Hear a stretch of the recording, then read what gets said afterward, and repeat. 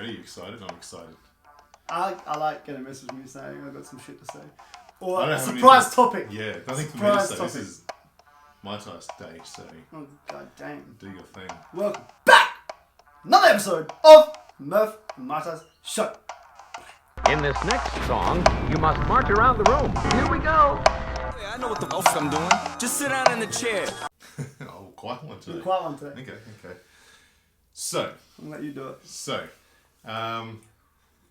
We've done a lot of different topics lately. It's been pretty cool. I've enjoyed them. You can tell I'm on edge.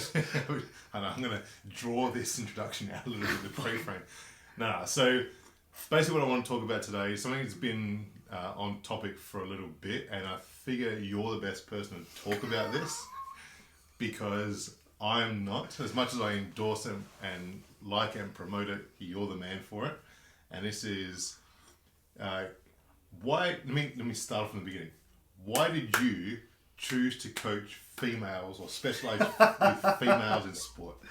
I'm glad I'm the best to talk about why I chose to do things. Yes. And then it's a two-part question. I know. I think I know where the next part's going to go. Tell me. I think you go to the next part. Are you going to be talking about menstrual cycles? We can. No. That's a whole That's a whole other series. That's a series. That's a whole other series. So it's not about that. Okay, cool. So this is you've sort of spoiled the whole thing.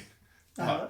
We're going to do an introduction today, and then we're going to do a series on coaching females. Yes, we are. So this is the beginning of it. Oh, into the series. So you know what? TLDR. That's what's happening. No. Too long didn't read. Okay, don't know that one. Oh man! Like you know when you get like a text from someone, it's like fucking this long, and you gotta read it all to see what they want. I've now started going. If I'm sending information, right? TLDR. Dot point. You know, TLDR. Don't come in today. Right? Here's why. You know. Anyway. Okay. Next thing. So introduction into why. Why did you decide to go into female sport? Cause now, how much do you want me to go into it? Like just from the beginning. This is a podcast. This is an episode. From the top. So when I started, when I was going through the process of doing all the study back in the day, and I realized I had this plethora of information. You know, nutritional information, stress and hormonal information, biomechanic information, you know, kinesiology basically as a whole, that I could offer to clientele. Alright, I started to train clientele at this level, sending through all their questionnaires, lifestyle questionnaires, we're getting to wellness side of things, does it boom to loading parameters and whatnot. I started to go, oh, awesome, I want to take what I'm doing here, this information one-on-one, I'll take it to groups. And I started doing group sessions, started running 6-week challenges, whatnot, testing the theories of what I was exposed to, adapting that. Because I was like, what I saw was this huge benefit in what I was learning that I wanted to give to people and actually develop humans. All right? So my biggest driving force in life is to develop humans, and not just physically, mentally, spiritually, emotionally, trying to make them the best they can be, the people that I work with. Now, that goes through, there's a whole bunch of other topics that we can touch on at another time, but my learnings and what I've done and in my experience and in my down times, whatever, I try and basically go, all right, I want to learn about everything I can and give that to people. Now, through this process, I was like, cool, I want to try and go, what's the best way to get into large groups of people? All right, start training sports teams, you know, and I can go into sports teams and provide all this information that I've got. We're going to go through hormonal profiles, we're going to go through nutritional stress, movement, whatever it was. And I can build them, I can give all this stuff here. We're going to have fantastic athletes, right? But the idea was to show benefit with the athletic population, which is traditionally just physical development. I was like, I want to show how you can create or build and develop a whole new, robust human being at that level through what I was learning, you know? And so I started to look into teams, did some stuff with like my soccer team and the boys there, did some stuff with like friend soccer teams and things like that, and I was starting to develop it and I was like, awesome. Now, back in, what's it now, 2021, it would have been maybe 2014, start of 2014, end of 2013, I was approached by one of my mentors from back in the day, Kevin, and he said, we've got a women's soccer team, NPL level, so it's the highest level that I would have worked with at that point. Do you want to come in and run your stuff. You know, he's a physiotherapist. He's like, I've seen what you do. I love what you do. Bring it in. And I was only training Division 2 amateur soccer players, men. And I was like, okay, sick. Let's take this to a team where I've got a bit more control. They are more like semi-professional rather than just amateur. And I can provide that benefit to them. So through those conversations, getting into that team, and my onboarding process is I want to, you know, chat to coaches and chat to the board and administration and see what they've done previously, and then how we move forward from here. And talking to the girls at that point and talking to the teams at that point, I realised that this MPL team, right, this Women's Premier League team, weren't even getting half the shit that my amateur boys were getting. Yeah. And I was like, what the fuck's going on here? Like, why not? You know? So let me go over that again. This MPL, which is National Premier League. NPL. NPL. And that's, what level would that be below? One below W League, which is the level below A League equivalent to men's. Okay. Oh, okay. A League being the like Adelaide United, you know, that travel around the country to play. Is A League also female? Or is it no? A League is men's. A League is men's. What's the female equivalent? W League. W League. So yeah. W League, then NPL. Okay. Yeah. And so they were NPL. And they're not even getting as much as the amateur boys were getting. Amateur boys. And I was like, fuck is going on here? Yeah. This is ridiculous. You know, and knowing my knowledge base, I'm like, all right, well, if they're not getting that much, I'm going to come in and give them what I can give them, you know. And talking to them about what their trainings were like and what they were doing and all this kind of stuff, I realised there's this huge opportunity to come in, but to come in and provide benefit. But I couldn't actually provide everything I wanted to provide to them because the physical side of things was so low. Yep. The physical training and the programming that they were going through and the movement things they were doing and whatnot were so basic that I was like, I need to get in on a physical development level and then start to evolve through what I'm doing here, right? And so I saw this need then and this population that weren't being serviced because what was happening is that, you know, coaches or trainers were coming in, regardless of what they knew, were coming in and they were just doing the stuff with the females, were just to like kind of get an NPL team on their resume and then they try and move on quickly. You know, I'll do it for a year, then I move on. Do it for a year, then move on. Moving on to the men's team or things like that, like other teams, other men's teams, other codes, whatever. And the girls were kind of getting like, here's a program, do this program. Here's a basic training, do some of that. And I was like, no, fuck that. You know, the girls are still athletes. You know, they still deserve the best from the coaches that they're getting. And right now, I'm that coach. Yep. So I went in with Adelaide University through Kev at that point and started to develop what I was doing there. Now, this was the point I met Kote. Right? So Kote had come in from Chile. So everything starts to come in. Episode... don't even know. 20 something? 30 maybe? 30. I think it's close to 30. 30? Yeah. So if you check back to Kote Rojas, I met her end of 2013, start of 2014. Now, at this point, she played in 6 different countries, right? She played for the Chilean national team. She played 30-something caps for the national team. And I was talking to her, I was like, cool, so this is what the NPL team is. Now I've got an international player. They're going to have the next level shit that they're getting, all right? Talked to her, and I was like, oh, shit. They don't even get to this level of what they're getting, you know? And at this time, I'd also had...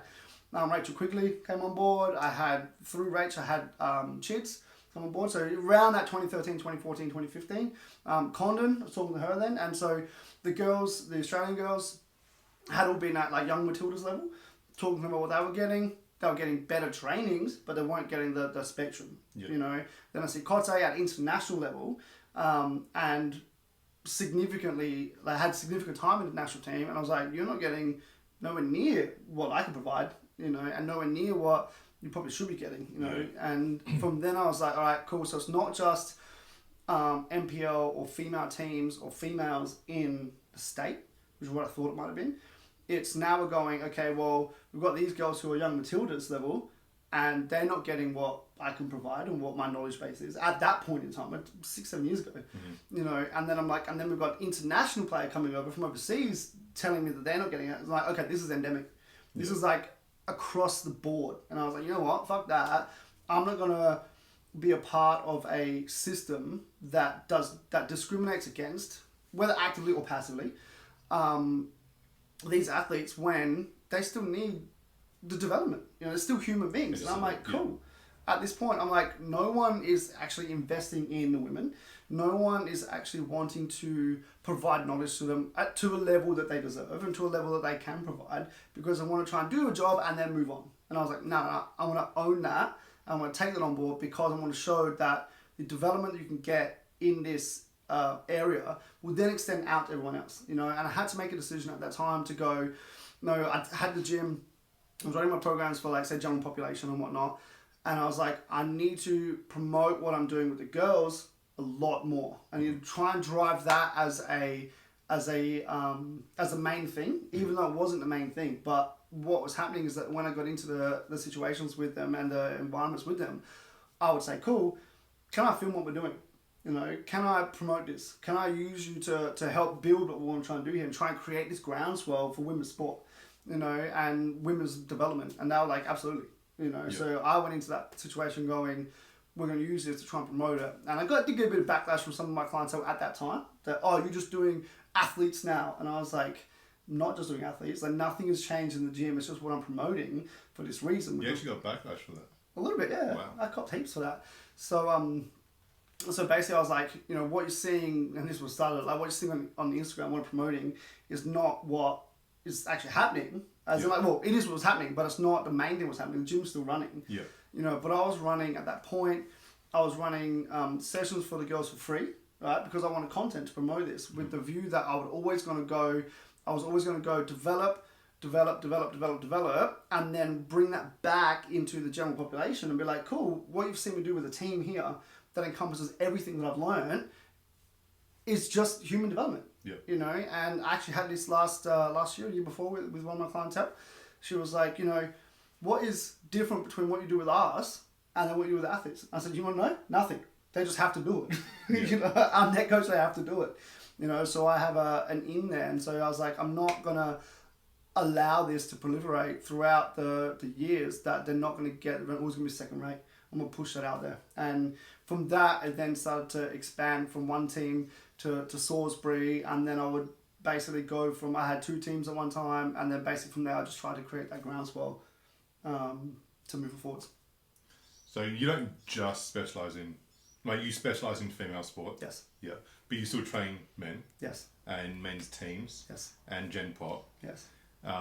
Why did you continue? And obviously, when you started doing, it feels like an interview almost, doesn't it? This is great. This is like the Murph and Mitise show reverse interview. So you started doing the female sport and it started getting some traction.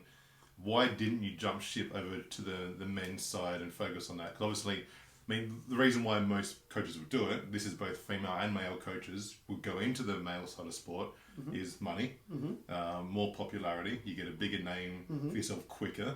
Why did you start to stay with the female sport? Because my view was always human development.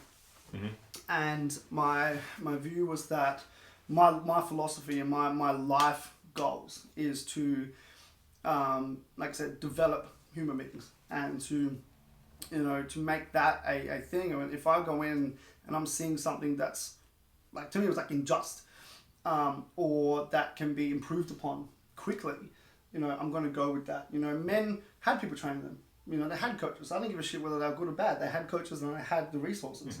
You know, the women don't.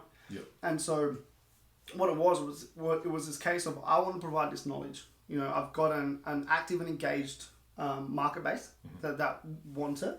They've never had anything like this before, and they want to continue that and want to build it, you know. So I've got an engaged audience straight away, you know, and that is why I decided to go, I'm going to push as far as I can, to the point where what ended up happening a couple of years ago was that I was approached by a men's team because I seen what I'm doing with the women's team. They're like, what are you doing here? It's fantastic. Can you do it with us? Yep. Like, now the tide starts to shift to, oh shit, we can see the coaching for the men's isn't the best. Yeah. You know, but I was always the women. I promoted women almost exclusively for 5 years on my social media feed. Even though I was still doing men and Gen Pop and whatnot at that time. That was it? Was there more to the question? I didn't get paid from women's teams for 4 years. So basically it was a passion. It was something that, it was your driver, as you said. It was human development. And you saw there was a lack of in female sport. Yes. And there was a lack of development and there was opportunities for growth. And so I didn't get paid for 4 years, meaning I sponsored teams, right? I sponsored them at a certain rate. Because you need some sort of return, right? You can't Value, just keep giving. Yeah. So what was some of the return you got from these teams? So what I negotiated with teams, I said, look, I will provide this service. Mm-hmm. You will get this service from me, whatever decide that to be. In return, I want a equivalent sponsorship package. And the main thing I want with a sponsorship package is I want social media presence. Mm-hmm. The reason being, I wanted not just myself, I wanted other groups to promote what I was doing with the teams and what the teams are doing for themselves. Development. Yep. You know, I've talked to you before about like intersecting circles, and that's what it was. It was like, this is my circle that I can reach, and this is the circle that a club can reach. And if my circle and the club circle overlap, so there's some people in the middle that see both, but then there's a big market out here that don't see that. And they're like, oh shit, what is Adelaide Uni doing with Josh? What is Salisbury doing with Josh? And then what happens is that within those circles, you start to then build that awareness through other teams and through other players and through other athletes and through other Gen Pop and through people going, I see what's happening over here. We want that on board. We want that on board. Yep. And so the vision was always to try and go, look, I'll take 4 years of no pay. You know, as in like, they get a value, I get a value. There'd be money that would come through from say PT or whatnot. But my business was funding everything, you know? And so it was like, I can see the tide start to shift when players are going, this is awesome, we never had this before, whatever, can I get my friend's team on board or can I bring my friend on board? And it's that exposure to then, here's some quality training, here's what you're going to get, you know? And that's why I basically continued with that because, like I said, there's a huge market. And then about 3 or 4 years in, maybe 3 years in, the AFLW started that talk started to come up. And then I was like, awesome, we're starting to, that groundswell has got, and all of a sudden now, the tidal wave that I was trying to push was now just accentuated by what was coming from behind. Yeah, nice. So you do coach men's sport. Yes. You do coach female sport. Yes. You specialise in female sport. Yes. What's the difference? Without going too deep, because I think this can run into this series. Okay. Give me the difference of what you do different. Uh-huh. You do different. Me? You. Yeah. And then give me the difference of like what the environment is in female versus male. Okay. I would still say attitude. For you? For both. For both my attitude and team attitude. So when I go into a male team, if you say, and they have had, most male teams have had coaching before of some sort, whether it's a head coach, whether it's whatever. I have a different persona. I'm a bit more sarcastic, a bit more direct, a bit more like, I'd say a little bit more macho, as in like, just fucking shut up and do it. Like, we're going to do this because I told you to. You know, is that really what you're going to do? Authoritative. A bit more authoritative. A bit more like, you know, I'm the coach, just do it. You know, and then here's why. You know, I'll do all that stuff in the background. I'll send messages and when I'm super like building that trust like we talked about last episode with that. But then in the sessions themselves, a bit more like, okay, here's what we're going to do why. Because they're used to coaching. Yep. And obviously they're men, so like, tell me what to do and I'll do it. You know, that's the kind of mindset you got to think. With the women, I'm a lot more explanatory. I explain a lot more of the stuff. I don't know. I don't know what's the word. Like when I think everyone knows what you mean. You know what I mean, right? So in sessions, I'm more engaging. I'm more. I explain more of what's happening, why we're doing things. I provide the background. You know, I'm less in your face. Not like I'm in your face with men, but I'm less like a presence like here. Yeah. I might be more to the side. You know, where I position myself. And how that's the actual coaching style. In regards to the sessions themselves are fairly similar because they're still humans, you know, and only the sessions only depend upon the level of the athletes that I've got in front of me. There's obviously some mechanical differences. Between the two sexes. I can go deep into that, but I think that can be later. Yeah. But yeah, essentially it is still very similar programming, very similar periodization, programming, all that sort of stuff you would it's use. It's more the projection of who I am, what I'm doing. What would be like, give me three top things you would do different with a female team compared to a male team? In regards to the actual exercise selection or in regards to the actual delivery and your coaching style method? Male team, I would, as in specifics? Well, I guess one thing you said already is Yep. the communication side. You wouldn't be there; you'd be sort of there. Yeah, I stand up to the side a little bit. yeah. I'm not. I really will make sure I'm not, with women's team, or females in general, to Gen Pop athletes, whatever. I will make sure I'm not like in direct eye line. Yeah. You know, and because I'm tall, Yeah. I'm taller than most girls that I train. Yeah. Would be if I'm in direct eye line, I'm up, I'm looking down at you. I Yeah. don't ever want that. Yeah. I don't ever want that kind of presence. Girls, I'm usually kneeling or I'm at eye line. I remember one thing you pulled me up on. I think I mentioned this before You here. did. Was I was coaching a female basketball team. There was the North Adelaide Rockets, Mm-hmm. and there was a girl doing hip thrusts, and I was sort of standing over her, and I was being very polite, nothing, rude or anything like that. But I was just talking to her over the top. Must have been cringing in the background watching me do this. So I sort of asked you, sit back for a bit, just watch how I'm coaching this team. Yeah. I specialise in male sport, and that's it's very different. And you pulled me up afterwards and said, next time there's a girl doing hip thrusts on the floor, don't stand over the top of her. Maybe stand and like right over the top of her. Stand Yeah. to the side, get on your knees, and then talk to her. And talk to her. From side on. Yeah. I'm like, you know what? It does make so much sense, but I guess me being a bit naive to it all and being so much involved with the male side of sport, I didn't cross over very quickly. You have to empathize a lot more. Yeah. You know, what are they thinking of me? What's the presence right now? What are the connotations that can be associated with the subconscious stuff? Yeah. So that would be the first one, where I position myself when I'm talking, and then also the delivery. You know, when I'm delivering things for girls, I have more jokes. I have more like, okay, cool, that's fine, but we're actually going to do this. So I saw you do that. That's kind of like not what we want. We're trying to do this. Here's why. Yeah. With men, it's like, do this, change that. Nah, next one, move on. Would you say know. more playful?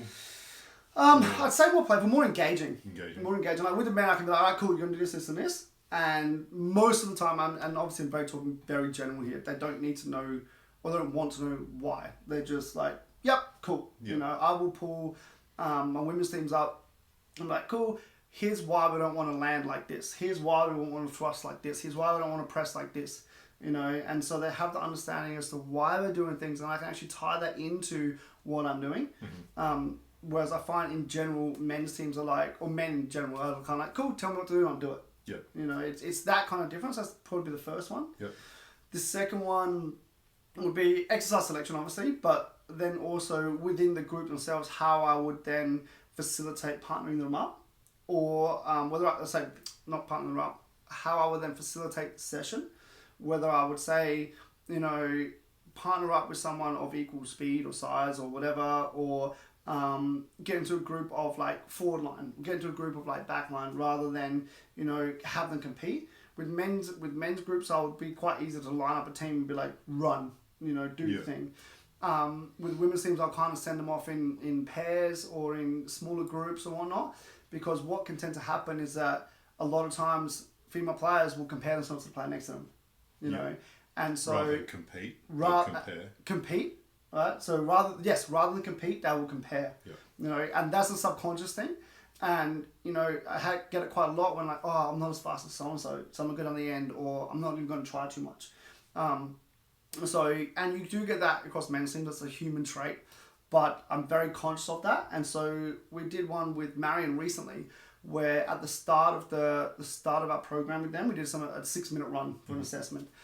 And after that run, I worked out what their meters per second were, what they could get. We had to run a session next. And instead of, what I wanted to do was, let's say there were 4 groups. All right, there was one group which wasn't as fast, and then one group which was the fastest, and in the middle, broke them up. With that group, what I did is, instead of going, okay, you guys are going to run 10 meters in this time, you guys are going to run 20, 30, 40, and then put them next to each other, I put them in like a triangle or like a cross, but facing out away from each other. So when this girl's running, say, 10 meters, the girl behind is running 50. You know, in the same time frame. So they're not comparing. They're only working in the pairs they're working with here, and then these ones are working here. So they're not like, oh, you know, Murph did it like this and I'm doing like that. You know, I'm very aware of that kind of thing. So that'd be the second one, actual exercise facilitation. And then, so engagement, facilitation, and then obviously exercise selection. You know, the small things I would change there. More conscious of foot position, more conscious of hip position. And then also from that into what we mentioned before, things like core function, how much core we're doing, what's happening, how they're feeling, emotional side of things, etc. Which we will dive into at some point. Next Bring it back series. later, there for now. Yeah. Yeah, that's what I want to talk about. I was not expecting. Yeah. Murph interviews Mitise. I was not expecting that. Well, as I said, when we do allude to the fact quite regularly, you do specialise in female, Yep. mainly field sport. I do specialise in male, mainly court sport. Yep. We do crossover. I do have some females. You do have some males. But I don't know if people know until now why you do that. Yeah, okay. Because a lot of people would think, as we said before, there isn't much money in female sport. Yeah. It's not a very lucrative career Yeah. right now Yeah. to be in female sport if you're just chasing money Yeah. or popularity. Yep. Because not many people know female coaches or female strength coaches, nothing like that. Correct. So I guess I wanted to put it out there. Why do you do it? And it makes sense. Obviously, I've known you for a while now. I understand why you do it. And it's great. I promote it, but for everyone else. Everyone else, why? Yeah. So I can talk about the whys and whatnot. I never really think about it. Yeah. Because I'm in it. You know what I mean? Like this. I'm in like we're doing this now. Here's why. I'm in the process now of building out what we're doing. Mm-hmm. I've got 6 teams, or potentially got 6 teams at the moment. 5 are females. Yeah. Which to me is awesome, because with all of them, they'll then share and promote what we're doing. Because there's still elements of sponsorship now, but now the idea is we've got the program. Here's the program that you're getting, and then if you put out there now after 7 years of working and working at this and putting it out there. If you have a Mitise program attached to what you're doing as a club, this is what my hope is, that people out there who see that and other athletes out there who see that go, shit, that's a good program. This is going to help us get development, and we know that it's going to help us build out our program as a team, as a club. Yeah. You reduce the injury rates, you increase the performance. I was talking to a club about this the other night, where my vision is to be the tide that rises all ships. I don't necessarily give a shit if your team wins. What I care about is that if we can provide development to all the athletes across the league, then the battles that are then fought on the pitch, on the park, are tactical, right? Yeah. Because every athlete is now not, their injury risk is low, the performance is high. Now we're going to see some fantastic battles. Yeah. Now more people are going to want to watch it. That's the plan. It's the plan. And then it builds out from there that, oh shit, this is what you can do with athletes, what do you do with Gen Pop, and general population being like just regular peeps, how do you then do that and bring that back? And that's where things are at, like right now. I'd love to get some feedback from other coaches out there on all of this stuff. It'd be pretty cool. Pretty cool. I've dealt with a lot over the years, people saying shit, so whatever, but yeah, anyway, there's my story. Done. Until next time, when there's potentially most likely a series coming out of this. Oh, there is a series coming out of this. Do your thing. I hope you enjoyed the Mitise show. We'll be back very shortly.